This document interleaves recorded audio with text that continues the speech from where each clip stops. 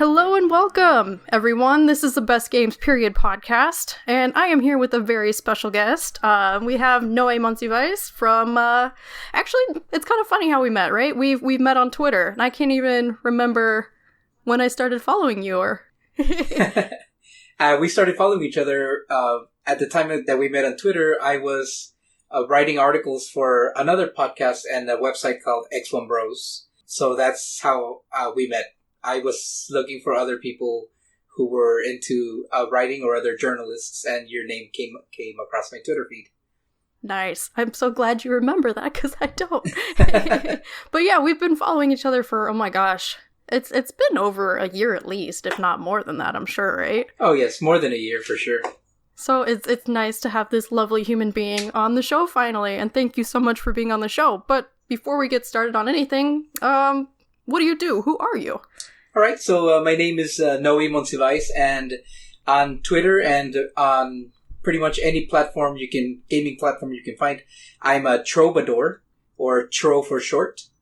I teach my day job is teaching. I teach English language arts and reading to early college students, and by night, I just try to game as much as I can and get involved in anything gaming that I find an opportunity to.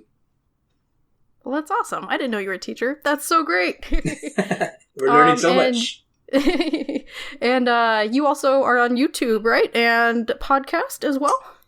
Yes, I have a YouTube channel. I try to stream at least once a week on Fridays, but I had a podcast. I guess technically I still do. It's just that it's difficult, being a teacher and managing a podcast and everything involved with it all at the same time. Yes. What is free time? I have no idea. I haven't seen that in, I don't even know. I've lost that concept. Right? But you mentioned being a troubadour. Can you explain what that means? Troubadour, as I understood it when I first heard the word, is somebody who enjoys playing music and reciting poetry. And growing up, in the year 2000, I picked up on the guitar, and I started just learning to, play guitar. And before then, I was already into poetry myself, and I would recite poetry, back in those college days in coffee shops and whatnot. Oh, heck yeah. So, I really, that's the name I chose for my gamer tag. I have never changed it, and it stuck with me. Nice. So how far back does this gamer tag go for you? Not to put you on the spot or anything. Oh, not at all. I acquired my gamer tag when I purchased my Xbox 360. Nice. Yeah. Nice. Awesome. So I know we talked about our abundant free time already, but what have you been playing lately? Well, actually, I'm really looking forward to Metro Exodus, which is coming out soon. Sweet. But I've never played the first one, Metro 2033, so that's what I've been playing on my spare time. I really enjoy horror games. And nice. When I'm not doing Metro 2033, I'm investing some time in Resident Evil 2 on PC, which I recently got. I was just going to ask about Resident Evil, because you can't talk about horror without talking about Resident Evil. And not this time. So how has it been? I've only seen rave reviews of the demo, because it's only a one-time play demo, right? Yes, and I didn't even get a chance. I downloaded the demo on 3 platforms, so I didn't even get a chance to play the demo, again, because of all the free time that I have. But I jumped straight into the game, and wow, I really was not expecting all the changes that it came along with it. When I heard the price tag of $60, I was like, oh, that's crazy. I'm not going to pay $60 for a game I've already beaten. But I'm so glad that A, on PC, it was way cheaper. And B, after getting it, I can see why the price is definitely worth it. Yeah, I mean, everything I've seen, it looks amazing. And it's not only true to what it was, but it seems to be respectful to new players, too. Yes, and what I've heard from many other people who've played it is that, and I agree, is that it feels the way you remembered it if you played it back in the day. which is one of the biggest compliments you can pay to a remake such as Resident Evil 2 happens to be. Yeah. I mean, you got to imagine that that's really hard to do when you're giving it, it's got to be over 15 years old. I don't even know, but like that's such a time gap for technology. Like, all I can think about are the tank controls and just, I guess, the imagination that you have to use when it comes to those pixel graphics. But now we get everything that we imagined back in the day. Yes, we're so spoiled today, but we'll still find something to complain. Yes, like not having enough time to play the abundant amount of video games that we always wanted. But yes. That's a good thing to complain about, right? It's not a bad problem to have. That's so right. So are there any upcoming horror games that you're looking forward to? Well, Metro Exodus, it seems like a horror genre, and that's what I've gotten from the first one, from the Metro 2033. That's what I'm looking forward to right now. Okay. Well, right on. Well, on the Best Games Period podcast, we like to talk about some of the games that we think are the best of all time. And you, sir, have nominated a game that came out last year. And you want to tell us about that game? I do want to tell you about this game. This game is known as Ashen. Surprise, surprise. It's kind of falls a little bit into the horror genre. It really depends on your point of view on the game. But a few facts about Ashen. It was developed by A44 Games, published by Annapurna Interactive, and it is priced at $39.99 for most platforms. That's on Xbox One, Steam, and the Epic's Game Store. But one thing that really I think it has going for it is that it released on Xbox Game Pass day one. Yeah, and I didn't actually get to play it myself when it was out on Game Pass, but my brother did, and that was pretty cool since he'd been following the game while it was in development, and then all of a sudden it was on Game Pass, so it's a cool program. I like what they do with that, especially with the indie games. Yes, in recent years, I've been getting more and more into indie games and moving away from, the yearly updated first-person shooters, which is what I used to enjoy most. But now I'm looking for that original title that nobody's ever heard of, or that I know won't become as big as other games, but it's still something enjoyable to have experienced.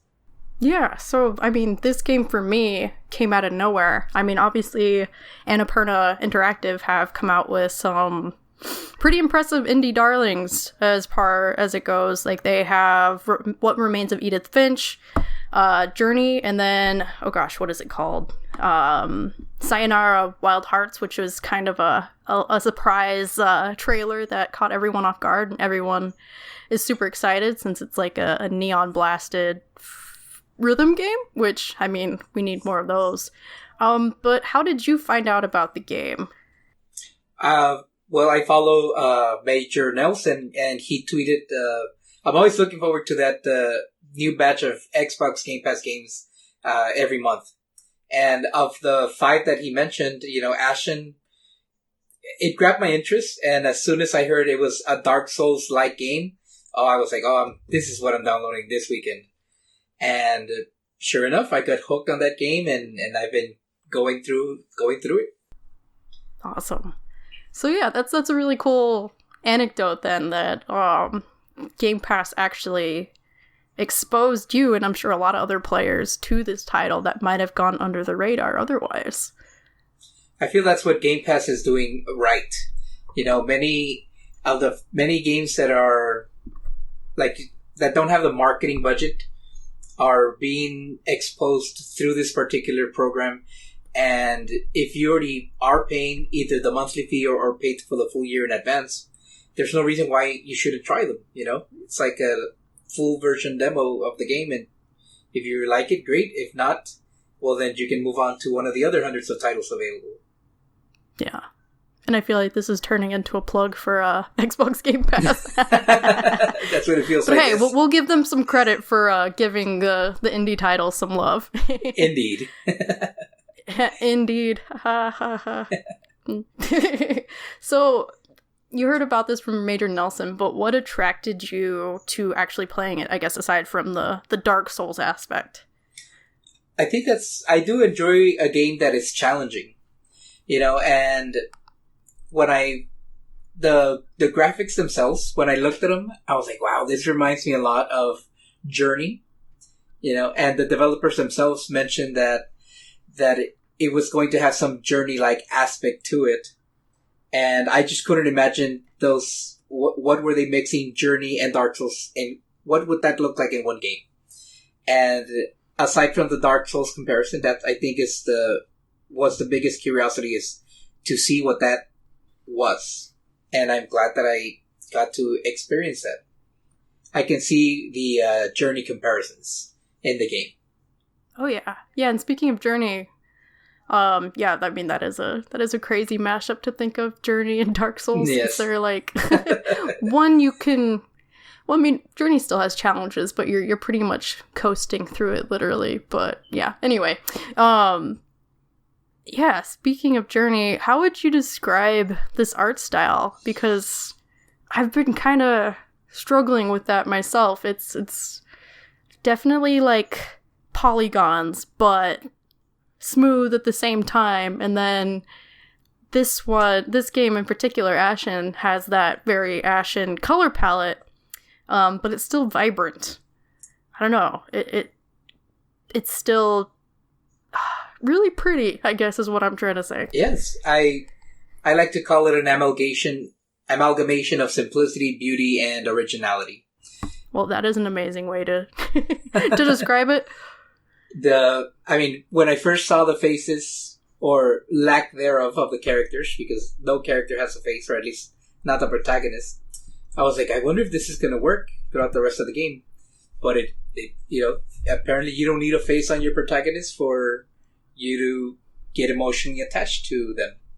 Yeah, I mean, it kind of reminded me of Metal Gear Solid, like what Hideo Kojima was able to do with the shadowing. Like, they didn't have mouths or eyes, but you could still get a real sense of the character and their emotions still.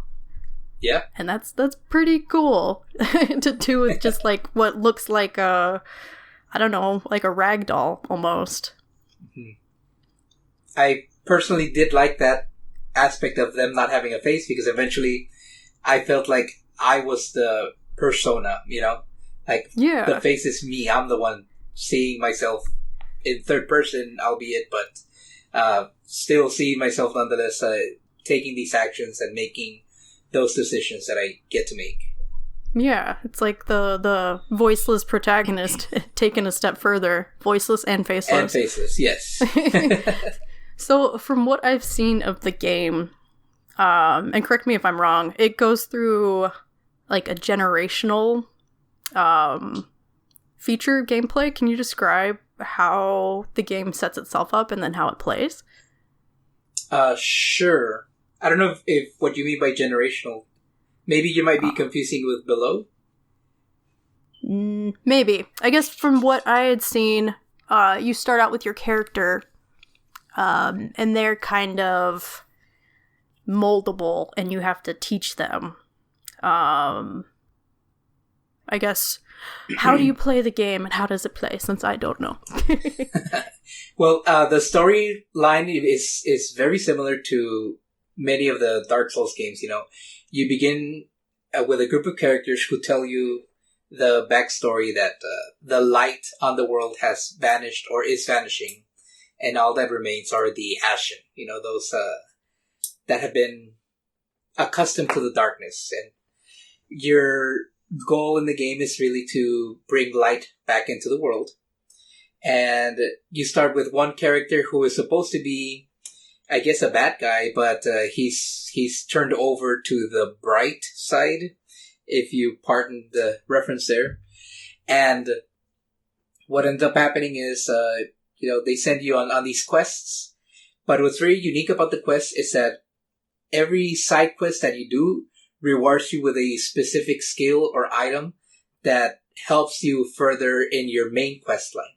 So you can choose to ignore the quests, but doing the side quests will definitely reward you and you feel like it was worth it at the end.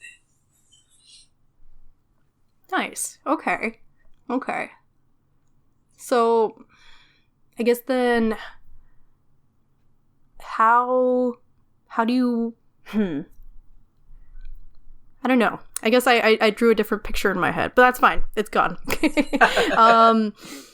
So then what type of enemies do you come across? I remember seeing a bunch of really cool looking monster things. Again, not unlike Dark Souls. Correct. Well, you initially start fighting, your, I guess, dog-like creatures, and then you fight some other creatures that look like ninja nomads. I guess that's if a ninja lived in the desert, that's what I would imagine they dress like. Like Journey. Yes, exactly. And they do. The enemies are actually very difficult to beat, and I believe if there are 2 modes, you can either start it on normal, and if you reach a certain part of the game, then you can unlock a more challenging version of the game. But and most enemies, even on normal, will kill you in 1 or 2 hits.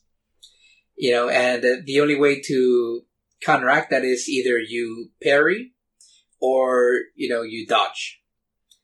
However, your health meter can increase if you find some feathers. If you find, I believe, a black feather, your health meter goes up marginally. If you find a white feather, then your stamina increases, again, marginally.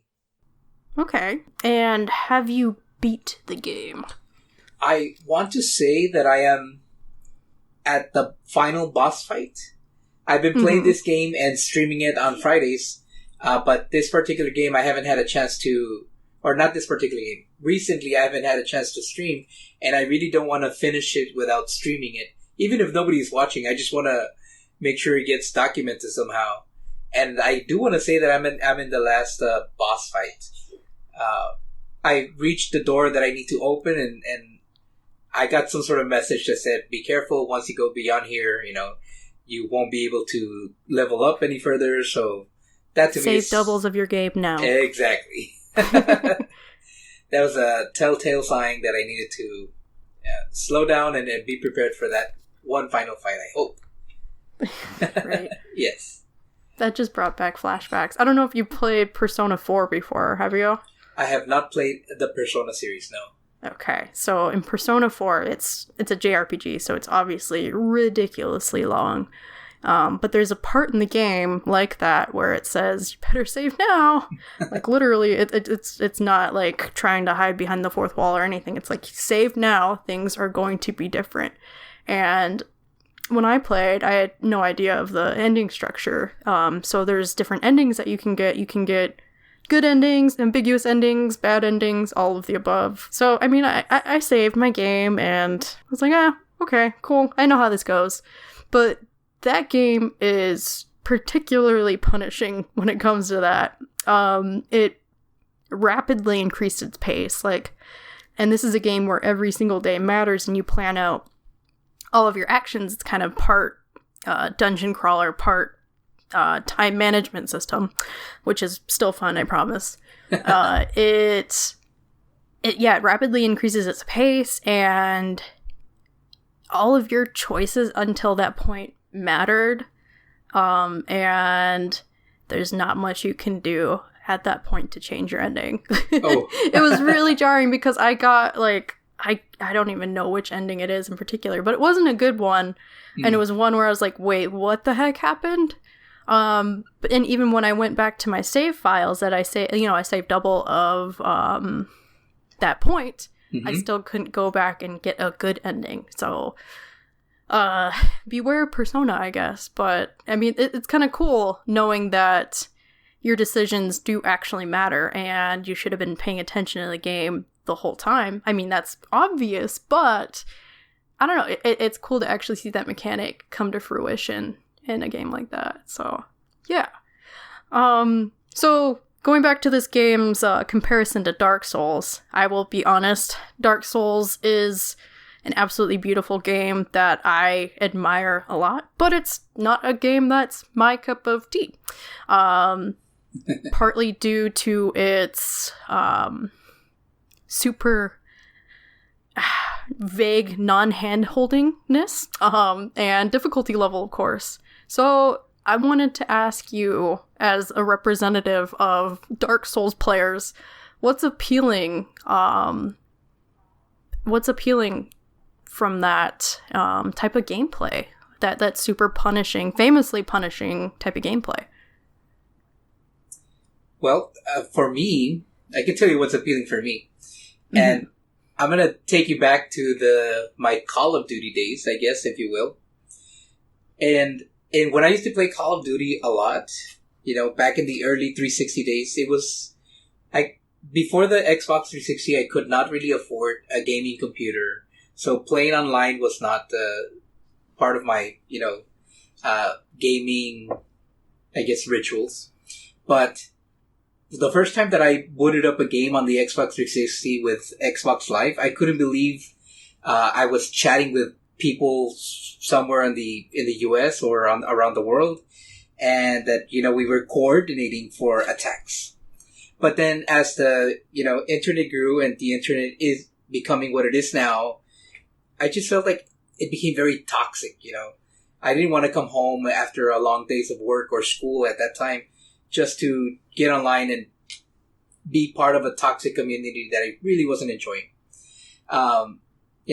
The years came and went, and then when Dark Souls finally arrived, I enjoyed the fact that it had what's known as passive multiplayer, in which you can request people to either people's assistance or you can assist other people. But to me, more importantly, you can do that without communicating, or at least not using your voice. All the communication happens either through messages on the ground or through gestures. And I was amazed at how coordinated you can get through just a matter of using gestures, or you kind of start learning, okay, this is a strategy that this person is trying to establish to defeat this boss, and I should probably do this other thing. And when it works out, it's an amazing feeling that you were able to take down a boss without really talking to one another. And that's what I get out of it. I think the only Dark Souls I've actually completed from beginning to end is Dark Souls 2. And all the other Dark Souls, eventually I get to a point where I just find a very challenging boss, but after I defeat it, I just kind of stay around and just join other people's games and help them defeat them, help them on their way to the next boss, That's the enjoyment I get out of it. Wow. Okay. So it's kind of it was a remedy to that blossoming toxic age of, yes, Call of Duty. Okay. Yeah, that's actually a take I haven't heard before, at Dark Souls as a multiplayer platform. So that's really interesting. And of course, since we've been mentioning it a lot, it reminds me of Journey, where you are forced to only communicate through jumping or however you want to do, getting in front of the other player and, and I'm only assuming, but have you played Journey? I have played Journey, yes, to completion. Yeah. So what'd you think of Journey? Well, I think I played Journey a good, 6 months after it was free on PlayStation 4. So I didn't play it when it had come out. And I kind of wish I did, because I would have appreciated more of the surprise elements or not knowing that, there's another person walking around and you can't tell whether he's an AI or a real human, Mm-hmm. But I had heard about it so much on many different podcasts that although it wasn't, I wouldn't call that a spoiler, it kind of diminished the effect of the game itself. Mm-hmm. And by the time I got to play Journey, many of my companions, whoever they may have ended up being, many of them were behaving erratically. I could tell, okay, they've probably played this game before. They want to get through to the next segment, so they didn't give me the opportunity to really fully explore the world, or they weren't there to explore. They just wanted to get through it. At least that's the way I felt. Yeah. Yeah. No, I totally understand that. I played it, oh god, like, I don't even know when it came out, but at least a year after its release. But I was surprised by that when I found out at the end that it was indeed a person. So it was really cool to, be doubting myself and questioning myself and doing like the mirror trick or mirror test, where you like go back and forth to see if the person follows you and all that. So I understand how, that's it is a gimmick, but it's not gimmick-y. That really contributes to the game. And I guess the reason I keep on bringing up Journey, and it seems to be kind of a medium place between these two games, Dark Souls and Ashen, even though they're all they're all very dissimilar from each other. But yeah, I don't know if you see that same comparison that I do. I do. It's not the first. When I heard that comparison elsewhere, again, it's what drew me to the game, and I can see why they compare it to Journey, because the aspects that it takes from Journey is exactly that. And I feel like what I missed out on Journey, that surprise of not knowing whether it's an AI or a human, is what I did get out of Ashen. And many of the times, I was like, is this person next to me a human? Are they just an AI? But then all of a sudden that what I thought was the AI would go, in a different direction than what my objective was. So I was like, oh, maybe this is the way to go. So I would follow that companion for a long time, only to realize I don't think this is where I'm supposed to be going. My objective is way on the opposite end 40 minutes ago, Mm-hmm. And I'm really, really glad that I got to experience Ashen upon its release. I started, tweeting about it, and I started tweeting the developers, asking them questions, and they were very, they have responded to many of my questions, which I was surprised. And one of the questions that I did ask was, hey, is your companion, if it's controlled by a human, are they supposed to look like the companion that's on my quest, or are they supposed to look the way they designed their companion at their own home? And he's like, bingo, you hit it. So that's why you don't know whether the person with you is AI or not. Because if you were to join my game, regardless of how you dressed up your avatar, on my game, you will look like the companion that's associated to the quest that I'm on. Wow, that's awesome. And that's such a cool thing that indie games have, is that accessibility to the creators and developers. Oh, okay, I have Google open for a reason. Yep, okay. So this game came out actually December last year, so we've only had a few months to ruminate on it. So what made you want to nominate it as one of the best games? Where we have had other games on the show like Ocarina of Time or Final Fantasy VII, games that have pretty solidly made the leap into video game canon. It's hard for a lot of people to not put them in the list. So what made you decide Ashen was one of the best games for you? Well, I think it goes back to that anonymity that I was talking about earlier. A little bit of a background. I'm a Hispanic, and right now, there's a lot of issues with building, the border wall, and there's always been this. Every culture, every race, has experienced some sort of discrimination, some sort of injustice, if you will. But what I like about this particular game is the fact that you can play with other people worldwide, but you don't know who that other person is, This person could be of a different race or color or what have you, that they may not even, let me see, how can I put this? That they may have ill will towards other people, but they don't even realize that they are playing with somebody who maybe in person they wouldn't talk to or even consider, communicating in any way, shape, or form. And the fact that a game can get two people that would in any other world not have a conversation together to complete an objective because of anonymity, that to me speaks volumes. And I feel like that's one of the reasons, aside from the fact that it's a very fun game to play, that's one of the reasons that I wanted to nominate Ashen as one of the best games, period. Yeah, that's a really awesome reason.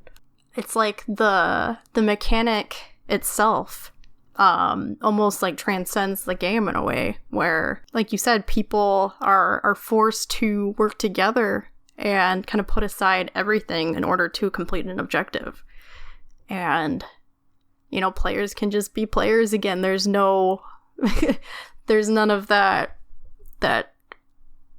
deep toxicity that has seemed to just permeate the gaming world, unfortunately, where a lot of people just flat out don't want to play online multiplayer games because of it. Like, I won't deny, like, as a woman, I have avoided a lot of multiplayer games, not solely because of that, but that's a really big reason, you know? It's an unfortunate reality, and it really sucks because we just want to play our games, right? And we just want to have fun and relate these experiences with other people, but when we have that nastiness, especially in our very precious free time, we just don't want to deal with that. And so that's a really interesting take on this game. Yeah, that's what I was, when you asked me that question before the podcast and in preparation for today, what is the best game, period?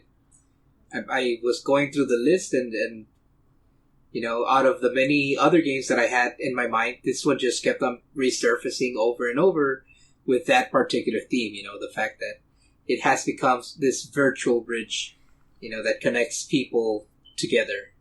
And, you know, once you're in the game, it doesn't matter where you come from, what your background is. You're together with one purpose, and that's either that one purpose is to defeat those enemies in front of you until, you're able to, I guess, bring light into not only the virtual world, but for a few moments into your own world as well. Yeah. Yeah. And again, back to Journey. We'll have to do like a ticker, like a whiteboard with a bunch of tallies, how many times I bring up Journey. But turn it to a drinking game. Yeah, exactly. How many times do we talk about Journey? Take a shot. Oh my gosh, please don't. You'd be really wasted at this point. Yes. But, yeah, like when I figured out that the other person I was playing with was indeed a person, you kind of take a maternal instinct and, you know, bring them under your wing when they don't do well. Or at least, I mean, this was how I was playing. I did everything I could without, voice communication to encourage them, to help them move forward with me. And then the same happened when I got stuck on certain places. You know, their strengths then became my strengths and vice versa. So that's a really amazing thing that can come out of that anonymity, like you said. Where we're just focusing on an objective, but at the same time, because we're focusing, we become a true team almost. Mm-hmm. So it's really interesting. Like, I feel like there's a thesis in there somewhere, but I do not have the time. Neither do I. But I like the way you put it there. A true team. That sounds like it captures, I guess, what I'm trying to say here. A true team. I'm going to use that. Yeah, do it. So I'm going to ask you a pretty big question. And you kind of answered it a little, but what makes a best game for you then? What places your favorite games in that category? So what makes my games the best games, I guess, is the memories. You know, if you can recall particular instances, and more specifically, they're unique instances to you, then that to me is a game doing everything or something right. You know, if you can if you can derive a story, or not derive, but extract the story from an experience that you had that no other person in the same game had, then that's something I truly enjoy and I look forward to. You know, something that is unique to me because of the way that I was playing it, or because of somebody who joined and it caused me to either help me or caused me to think about my actions before proceeding further. That is what makes, to me, a game the best game. You know, something that I will truly remember for years and years to come, and I can just bring it up. You know, like those are the kind of stories I would tell, you know, grandchildren if I were to have grandchildren someday. Yeah. So that's like a really altruistic way of looking at games, and that's really cool. Like, instead of like, I guess, like looking at mechanics or graphics standpoint, you seem to focus on the emotional experiences that games can give you. Yeah, I've been told I'm kind of an emotional person. Well, that's a good thing. I'm envious. I'm not shy about it.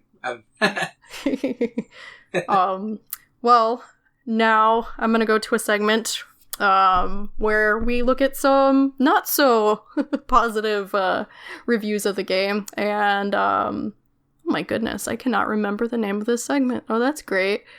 Nope, there it is. Contrarian Corner. So this is where we go to Metacritic, a beautiful place for beautiful minds, and look at some bad reviews of this game, and then we can discuss, because there's usually some gold in here. So I have a few reviews here, and this first one was written on December 20th, 2018 by I Wanna Twirl, with different spelling.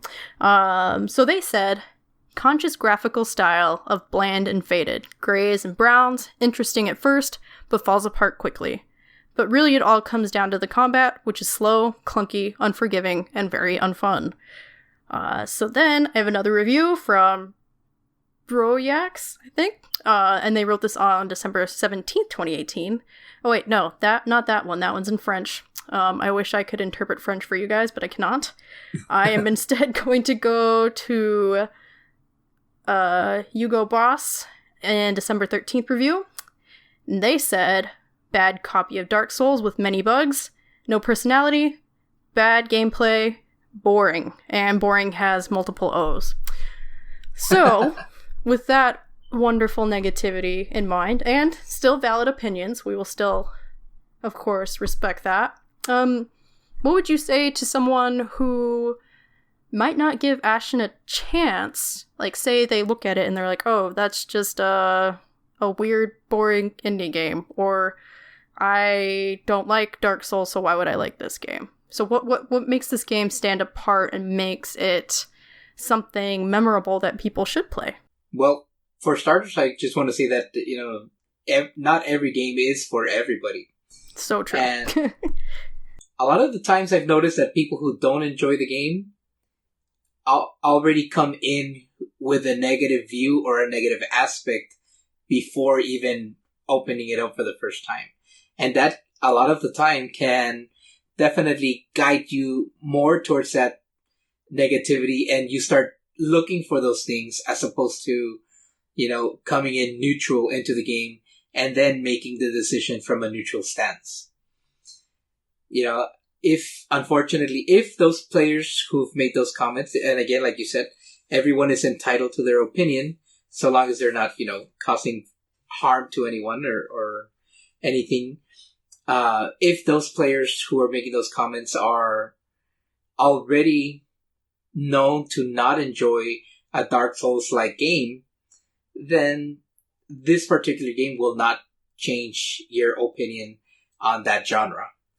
But if you have never played a Dark Souls game before, but you've been intimidated by others speak of how challenging it can be, I definitely would recommend you give Ashen a try, because actually I was one of the first few that reviewed the game on the Xbox store, and my review ended up, getting a bunch of likes right away, because I described it as a Dark Souls-lite experience. And that's what it feels like. It feels kind of like a training ground for those people who will eventually want to try Dark Souls or Bloodborne. And this is where you get started on that training. It's still a challenge, but it's not as unforgiving as those other games that Ashen was inspired from. Okay, so it's a stepping stone into Dark Souls if you're ever interested in getting into Dark Souls. Okay. Yes, it definitely is. So if I ever want to get pumped up to finally play Dark Souls, or at least play seriously, I will I will boot up Ashen and then the Rocky theme song in the background. Exactly. Sweet. Okay. Get your feet wet in the Ashens. Sweet. So I guess we're about at the time of the show where we sum up what we think about Ashen. And since I have not myself played the game, I'm going to leave this section to you to say any last thoughts about the game. Well, if you pardon the oxymoron, Ashen, I feel, is a long but short game at the same time that allows you to explore as much of the atmospheric world as you want. But if you don't, you can, just go straight to the quest and finish it in probably a good weekend, if that's the route you want to take. I do like the fact that it has the opportunity for you to choose whether you want to do the campaign solo or with someone online. Who, if you choose the solo route, an AI companion will always accompany you, but you can also turn that AI companion off. The better route to take is to have somebody join your game, even though you may not know whether they are there or not. Well, there is one way to tell, which is if you push the up arrow on the D-pad, you can kind of send a little blip that tells you, okay, this person is trying to communicate with me. But I feel that's the best route to take, is to join somebody anonymously, or rather have somebody join your game and see what amazing things you can accomplish with little to no communication throughout the game. I feel that that's the best way to experience Ashen. Have somebody join you and go on a journey together and discover all the secrets that the Ashen world has to offer. And if you really wanted to, you could pretend to be AI and mess with the person, right? Oh, yes. But in a very sweet way. Oh, yes. Oh, and I guess one thing I forgot to mention, the design of the monsters in this world and, like, the god creatures is phenomenal. Like, They are enchanting, I guess is a word I would use. But in that subdued kind of way. Yes, yeah, I like the colored choice, and of many of the creatures, and it's almost like watching a painting come to life. It's very it feels very magical, and it's intended to feel magical. I can definitely see, if they were to make a sequel, I would still want the characters to remain faceless. And I can see there's plenty of room for improvement on the game, but it has definitely created itself a good foundation for a potential sequel. And hopefully we'll hear of one in the not too distant future. Yeah, and when you say that it can improve things, I mean, of course, all games can improve things, but what in particular would you like to see from a sequel? One of the things that I didn't like from Ashen is the inventory management. I guess you can store things in, a chest, but there is very limited space. You will never have enough space to store all the weapons that you find. And that's one of the things I would improve upon. Many of the potions that were given to me, I never ended up using them because they were unnecessary. The reason why I call this game a Dark Souls-lite is because the more and more you make progress through the game, you end up finding many weapons that are stronger than what you already have. So there's very little need to actually upgrade your weapons. But at the same time, it creates this secondary effect in which you feel like you're getting more and more powerful. So exploration is not in vain. You know, chances are you're going to end up fighting a challenging enemy, but if you manage to defeat him, he will drop a weapon that is probably better than what you currently had. And the need to upgrade your weapons doesn't really come into play until very late in the game. Okay, I can see that. So then, as far as story goes, is it a story that you would want to see expanded on? Or how would you want to see that in a sequel? I think I would like to see, again, I would like to see the way that Dark Souls does it. In every Dark Souls game, there's not really a continuity. You know, what the character from Dark Souls 1 is not the same character as Dark Souls 2. But your protagonists from Dark Souls do encounter many of the same, what do you call those? AIs in all games. You know, like the Praise the Sun character in Dark Souls is very famous. He's appeared in all of the Dark Souls games. So that's what I would like to see. A different protagonist, maybe a slightly different, a different storyline, but still meet the people that you met in the very first game. Okay. So I'm going to ask you, even though this is pretty obvious at this point, but do you think this is one of the best games, period? This is one of the best games, period, yes. Nice. I like the conviction there. It is indeed.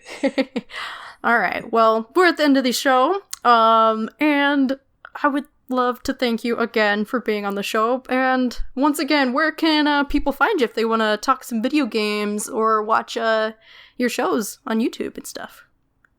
On YouTube and on Twitter, I am at Troubadour_XP.